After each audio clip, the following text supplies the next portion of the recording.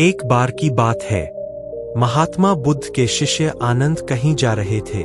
रास्ते में उन्होंने देखा कि एक अधेड़ व्यक्ति एक चट्टान पर बैठा रो रहा है। वे उसके पास गए और बोले, क्या बात है वत्स, तुम कौन हो और क्यों रो रहे हो?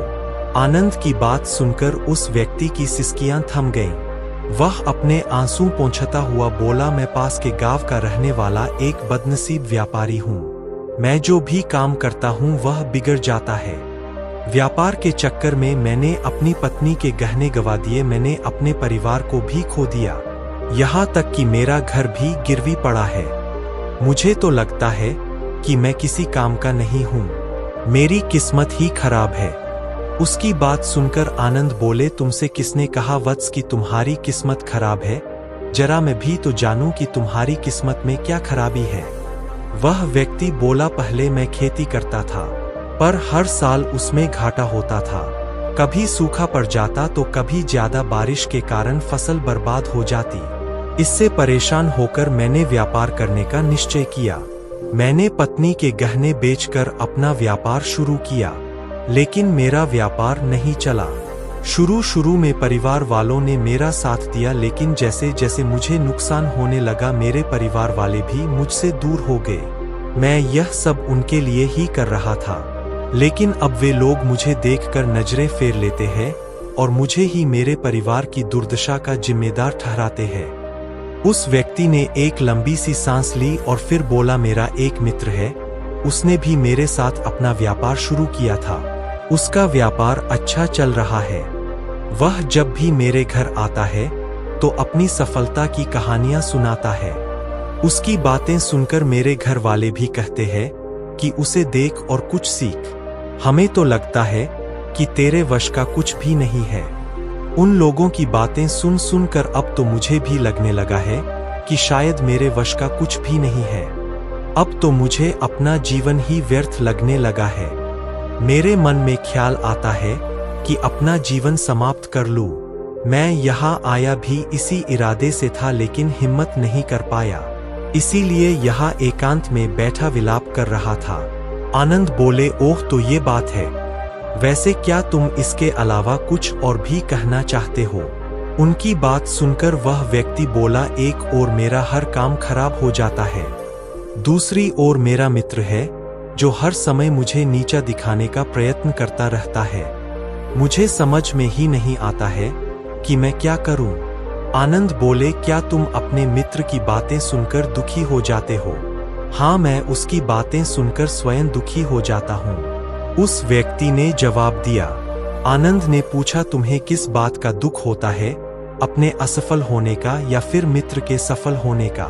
उनका सवाल सुनकर वह व्यक्ति एक पल के लिए सोच में पड़ गया। फिर वह बोला, अगर सच कहूं तो मुझे अपने असफल होने का उतना दुख नहीं होता है जितना कि मित्र के सफल होने का होता है।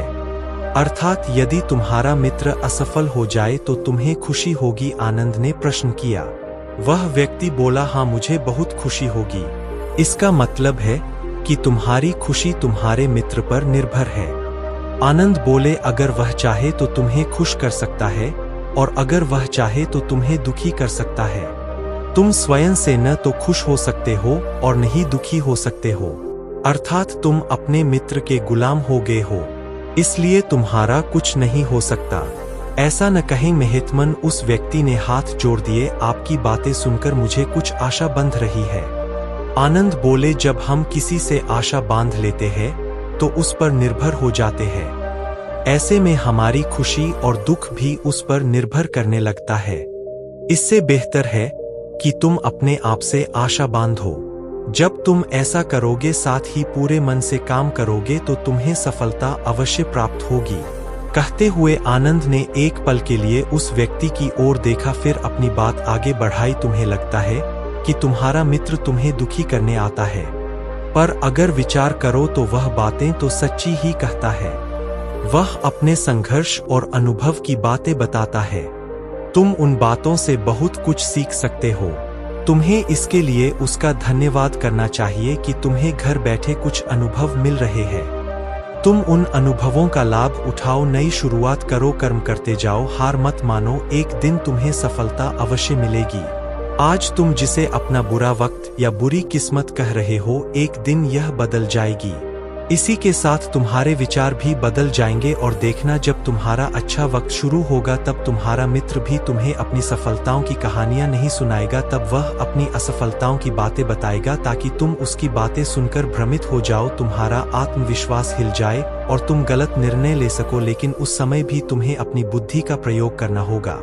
तुम्हारा मित्र जैसे आज तुम्हें दुखी करने आता है, उसी तरह उस समय भी वह तुम्हें दुखी करने आएगा, क्योंकि जिस तरह उसे दुखी देखकर तुम्हें मजा आता है, उसी तरह उसे भी तुम्हें दुखी देखने में उतना ही मजा आता है। वह व्यक्ति बोला, आपने सही कहा, लेकिन मेरा सबसे बड़ा दुख यह है कि मेरे परिवार के लोग भी इसमें शामिल हैं। वास्तव में मैं तो अपने परिवार के लिए अच्छा करना चाहता था, लेकिन वे लोग भी मेरी बात नहीं समझते हैं, वे भी मुझे गलत कहते हैं और अब तो वे मेरे साथ भी नहीं है। आनंद बोले, मैं सब समझ गया, तुम सांत्वना चाहते हो। वास्तव में इस दुनिया में सभी लोग सांत्वना ही चाहते हैं। हम चाहते हैं कि हम जब भी कुछ करें तो लोग हमारी प्रशंसा करें, लेकिन आमतौर से ऐसा नहीं होता है, इसलिए हम दुखी हो जाते हैं। हमें लगता है कि हमारे मित्र परिवार वाले सब मतलबी हैं। लेकिन तुम अगर किसी को अपना परिवार मानते हो और उसके लिए कुछ करना भी चाहते हो, तो तुम्हें ऐसा क्यों लगता है कि तुम दूसरों के लिए कुछ कर रहे हो? वास्तव में तुम अपनी खुशी के लिए कर रहे हो। इसलिए परिवार के लिए कुछ करना वास्तव में अपने लिए ही करना होता है। लेकिन अगर ऐसा करते समय तुम्हें लगता है कि तुम दूसरों के लिए कर रहे हो, तो तुम दुखी रहोगे, और अगर तुम्हें लगता है कि तुम अपने लिए कर रहे हो तो तुम खुश रहोगे, क्योंकि जब तुम अपने लिए कुछ अच्छा करते हो या करना चाहते हो तब तुम्हें सांत्वना की जरूरत नहीं पड़ती है। आनंद की बातें सुनकर उस व्यक्ति के चेहरे के भाव बदल गए। वह बोला, आप सही कह रहे हैं, मैं समझ गया हूँ। अब तक मेरी किस्मत खराब इसलिए थी क्योंकि वह दूसरों के हाथ में थी। अब मैं अपनी किस्मत को अपने हाथ में रखूंगा। मैं फिर से प्रयत्न करूंगा, पूरे मन से काम करूंगा, और जब तक सफलता नहीं मिल जाती चैन से नहीं बैठूंगा। उस व्यक्ति की बात सुनकर आनंद मुस्कुराए और उसे एक छोटी सी डिबिया देते हुए बोले, इस डिबिया को हमेशा अपने पास रखना। इसमें एक ऐसा राज है जो तुम्हें बड़े से बड़े दुख से भी बाहर निकाल लेगा, लेकिन इसे तभी खोलना जब तुम्हारे जीवन में कोई रास्ता न सुझाई दे और तुम्हें लगे कि सब व्यर्थ है, यह दुनिया व्यर्थ है और यहाँ रहना भी व्यर्थ है। उस व्यक्ति ने आनंद को धन्यवाद दिया और डिबिया को लेकर चला गया। उसने नए उत्साह के साथ फिर से अपना व्यापार आरंभ किया। उसका व्यापार चल निकला। अपनी मेहनत और लगन के बल पर वह एक बड़ा व्यापारी बन गया। परिवार वाले भी उसके साथ आ गए और उसका जीवन हंसी खुशी बीतने लगा। अब वह भूतकाल का रोना छोड़ चुका था। वह भविष्यकाल की भी चिंता नहीं करता था, बस अपने वर्तमान को संवारने में लगा रहता था। और जो कुछ भी वह करता था वह अपने लिए करता था, अपनों के लिए करता था, इसलिए वह प्रसन्न था। उसके जीवन में अब कोई दुख नहीं था। लेकिन वक्त हमेशा एक जैसा नहीं रहता है, वह बदलता रहता है। उसके जीवन में भी बदलाव आया। एक दिन उसके राज्य पर पड़ोसी राजा ने चढ़ाई कर दी। उसने इस राज्य पर अपना कब्जा कर लिया। उसके सैनिकों ने चारों ओर लूटमार मचा दी। उन्होंने व्यापारी का सारा धन लूट लिया। उसके घर में आग लगा दी। जान बचाने के लिए उसे अपने परिवार के साथ वहां से भागना पड़ा। वह व्यक्ति अपने परिवार के साथ कई दिनों तक इधर उधर भटकता रहा। वह दाने दाने को मोहताज हो गया। उसका बच्चा बीमार हो गया। इलाज के अभाव में वह तड़पने लगा।